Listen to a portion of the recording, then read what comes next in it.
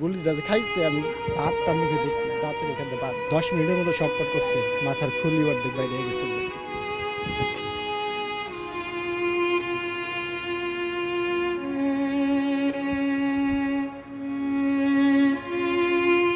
কোটা সংস্কার আন্দোলন চলাকালে পুলিশের গুলিতে নিহত হন পান বিক্রেতা আবু সাইদ।